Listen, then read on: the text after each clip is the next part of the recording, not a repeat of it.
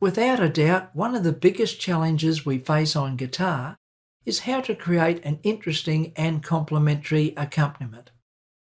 And considering that most of us spend at least 70% of our time accompanying a singer or other instrumentalist, it's good to have a few ideas up our sleeve. Hello, I'm Mike Hayes, and in this session we're going to look at ways of making our guitar accompaniment work a little bit more interesting. We're going to use walking chords, ascending tetrachord lines, straight rhythm, and approach chords. I hope you enjoy it, and I hope you get a lot out of it. Here we go. In this session, the focus piece of music that we'll be using is a beautiful composition written in 1928 by Victor Young, and the tune is called Sweet Sue. Let's start this session by listening to an arrangement for two guitars of Sweet Sue. And since the focus of this session is on how to create variety in our accompaniment work, you'll see the music and chord shapes on the screen as the arrangement plays through. And when the music is finished, I'll walk you through the various steps as to how I arrived at this particular arrangement. But first, here's Sweet Sue.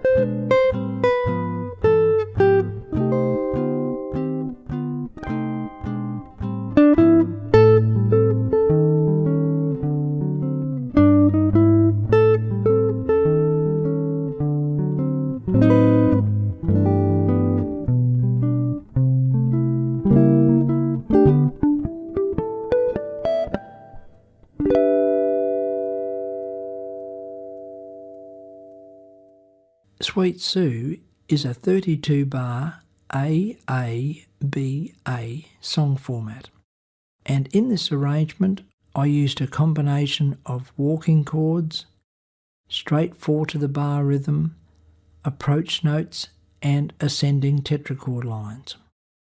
Let's begin with the first 8 bars, and as always I'm looking to find a really good set of basic chords, what we call the vanilla changes. In its basic form, the first 8 bars would be 4 bars of D7 followed by 4 bars of G6. Let's have a listen to how that sounds.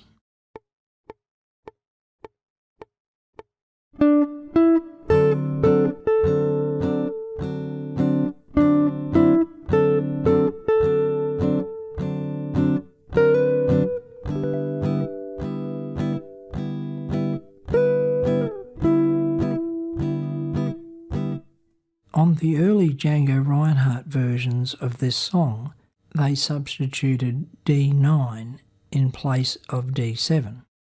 Here's how that sounds.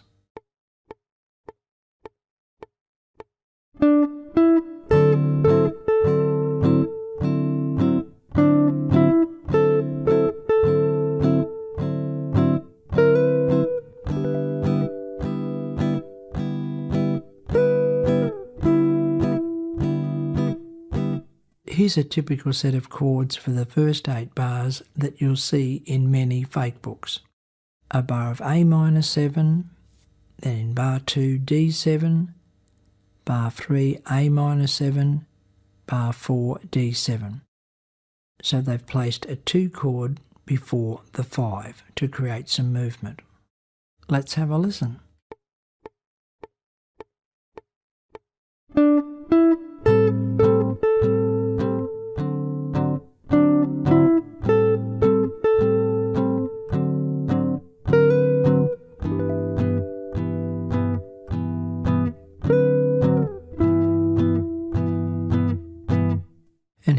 the set of chords that I used in this arrangement.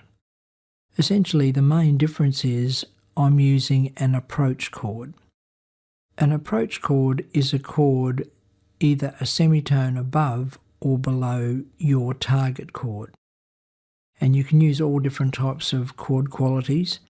For this song, I'm using a dominant 7th chord a semitone higher than my target chord. The target chord in this instance is the D7th chord. Instead of playing 4 beats on A minor 7, I'm playing 2 beats on A minor 7, then inserting an E flat dominant 7th chord on beats 3 and 4 to arrive at my target chord D7 in bar 2. Let's have a listen to how this approach chord impacts the sound of this progression.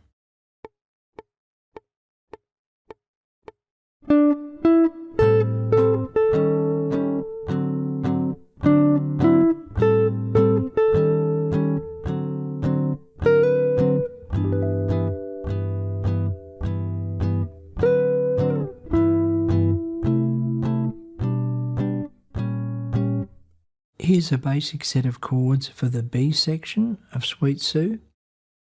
And now here's a slight variation of that progression. I'm changing the A minor in bars 5 and 6 to an A minor 7, and I'm changing the C minor in bars 7 and 8 to a C minor 6.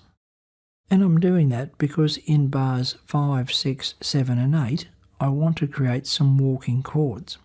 Now by changing that chord quality from an A minor to an A minor 7, I could also think of that A minor 7 as a C6 chord.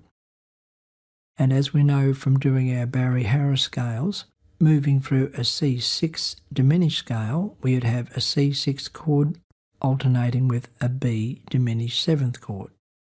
So here's an example where I'm going to play A minor 7 to B diminished, or C6 to B diminished. I'm just going to play it as we normally would play it on the first 4 strings of the guitar, just to create some movement in bars 5 and 6.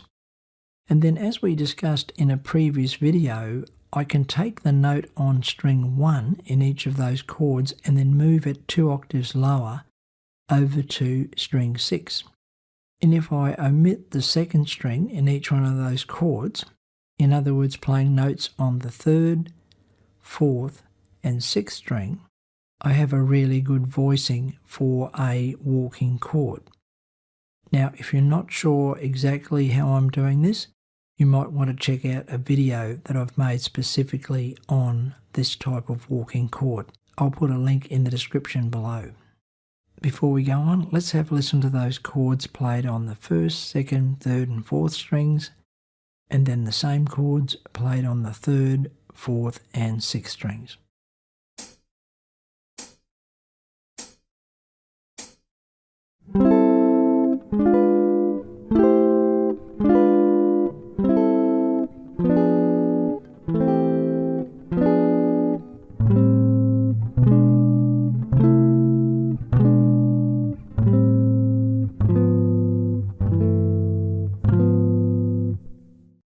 And it's the same concept in bars 7 and 8.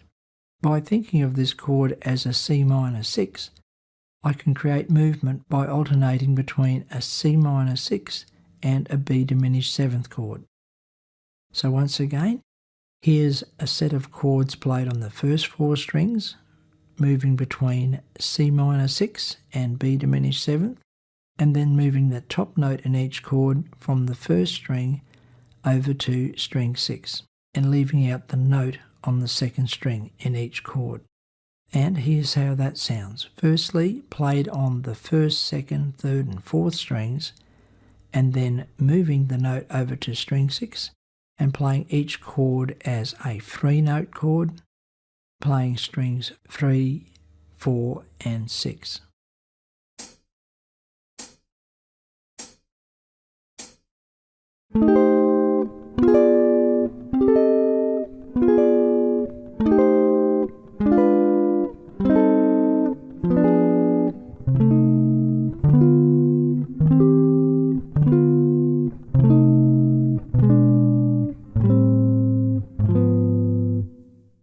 Well, that's it for today, folks. I do hope you enjoyed the lesson, and I hope there's something in this lesson that'll help you develop your own musical style on guitar. If you enjoyed this session and felt you got some value out of it and you'd like to support this channel, there's a link in the description below this video. Don't forget to subscribe so you don't miss out on all the good stuff. And if you like this video, don't forget to give us a like. It really helps us out. Until next time, all the very best with your guitar playing.